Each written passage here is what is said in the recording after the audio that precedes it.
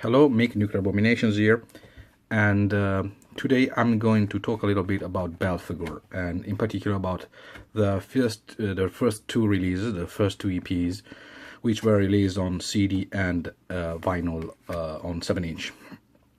Like I said before, this channel is about older releases, and in particular releases that I haven't seen reviewed otherwhere.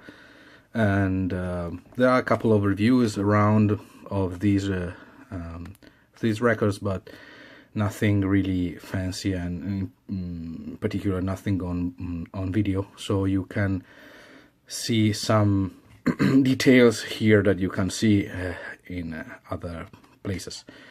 For instance, the CD I'm talking about has, as you can see, a logo which is and a writing of the title which is not like the standard on top, and is rotated 90 degrees. This is the first thing that Belphegor ever released. In both these EPs, Helmut is not the singer that has been recording the vocals on basically every release after the Last Supper. Like I said, there's another singer here called Max, also on the 7-inch, and he has a classical death metal growling vocals, and in particular this Belphegor 7-inch CD, which is a self-released CG CD, has 4 tracks, and well, probably can see, yeah, that's the autofocus has worked, and there's really not a lot to say about this CD. You can think from the year it was released, that was 1992, that this might be mid-tempo death metal with, you know, deep growls and a lot of, you know, swinging, chugging riffs, and that's basically what it is. The lyrics are satanic and about they have a satanic and anti-religious feel, but it's not. I would not consider this a black metal band 100%. Today we are particularly used to split records in black death metal and black death metal bands. They are mostly in between these two genres.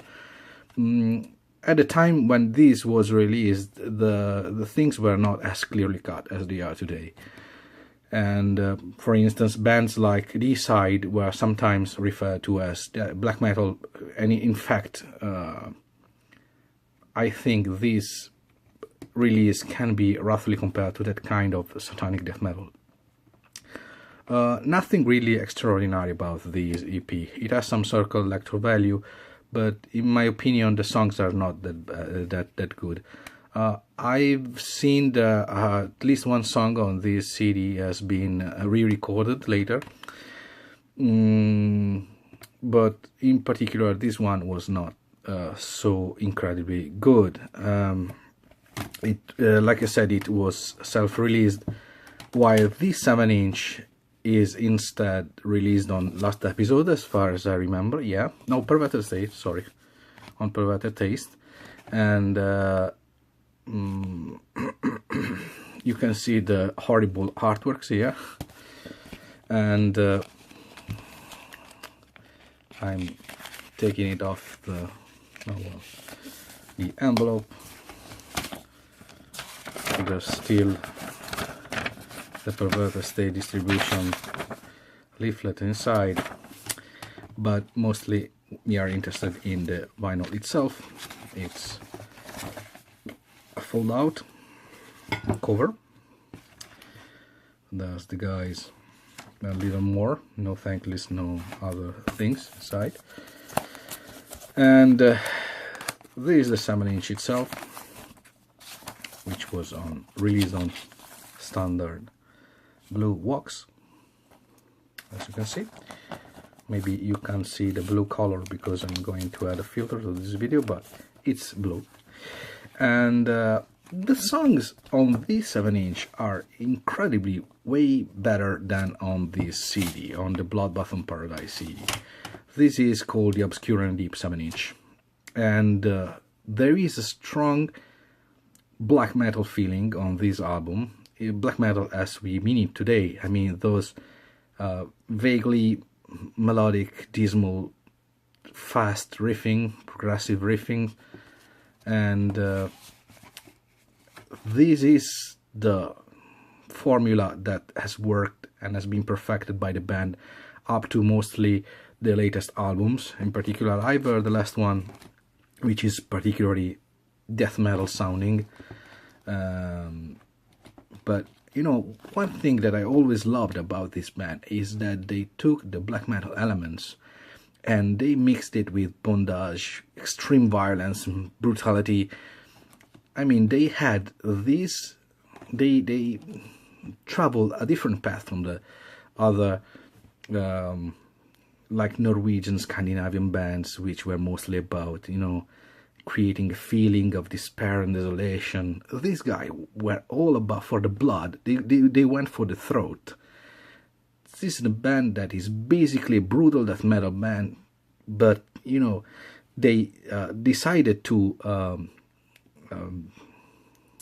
use their force and their ferocity to create very strong music with satanic elements. And this is, we can call it like an acid satanic band, and acidity in its purest form. But I'm saying that in a positive way, because death metal and black metal should be about extreme violence and horror and terror and violence. And this is a band that has been able to recreate all of that through their music. This is a 8 or maybe 9 out of 10 record in my opinion, because it's really, really great. Maybe more like an 8 than a 9, because you know, it's not, I probably like their debut album even more, but nonetheless, this is, I think, great stuff, especially if you consider that it's coming from Austria, and we all know maybe Disastrous Murmur or Disharmonic Orchestra or Pungent Stench, of course, but this band has gone through a completely different path, and they even released an album on Nuclear Blast I've seen today, and well, that's not so usual for that label anymore. I mean, it could have been 20 years ago, but that's not one of my favorite labels today, as you can guess. And what can I say? These, in particular, and also the other mini CD they released before, are absolutely brilliant examples of satanic death metal with, you know, kind of blackish elements, in particular on 7-inch. And you can hear the songs here on YouTube. I've seen that somebody has ripped the vinyl, and of course it was very easy to do the same with the CD, even if it's kind of a collector items today. And there's very little else to say. This cover has a slightly different logo, and in particular they remind me of a series of role-playing games that were released by a publishing company called Mayfair Game, called Roll-Aids, and they released a couple of supplements that were dedicated to the to demons and hellish themes, and I'm not sure if this cover was ripped off from one of those supplements, but well, it won't be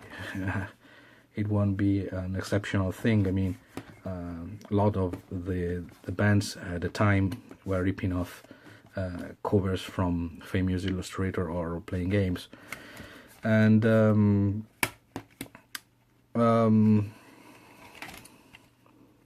this is like a like I said before, a little less to add.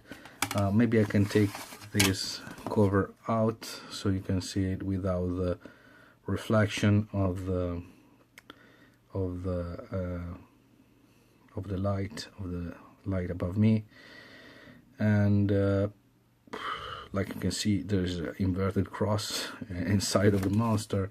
I mean, the satanic principle were really quite strong in this band. I've read this band had another name before.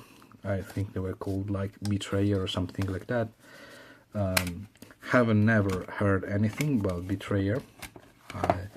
I do have a demo by a band called Belphegor, but it's not the same Belphegor that released these EPs.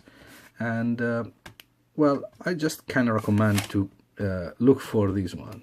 This is really an exceptional example of how black metal that went through a different course can sound like. Like I said before, I remember I met Belphegor for the first time at the time when they released The Last Supper, and in particular I was surprised by the band picture, because, you know, at the time black metal was kind of very similar in imagery and in dress codes and whatever, and these guys were like covered in blood. It was a very particular thing to see. If you managed to get a copy of the CD, I think I sold mine because I bought the recently released version of Last Supper.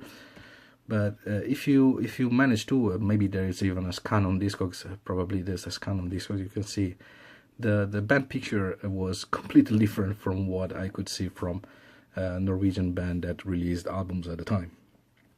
And that's one of the things that impressed me in the beginning. Then when I listened to the record itself, well, it completely blew me away. And it's a great band. It's a great band. I don't think they never released any weak album. It's like a Cannibal Corpse. They just don't have weak spots in their discography. I'm not so in love with Bleeding by Cannibal Corpse, but all of the other albums are, well, you can say that it had a really weak spot. Lots of other bands definitely have at least one album they should be ashamed of. Not so Belphegor.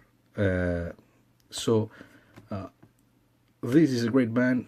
This is a band I still love, despite the passage through various labels, and they still have the right attitude, and they still have the right approach to a music that should be as brutal and as violent and as rough and difficult to listen to, like it should be. I will think a little bit about what to review next. Oh well, I was forgetting, there is a Black Sabbath cover on this EP. If you like Black Sabbath, I'm not a big fan of the band, but if you like Black Sabbath, there's a cover in here. Nothing left to say. See you on the next video. Bye.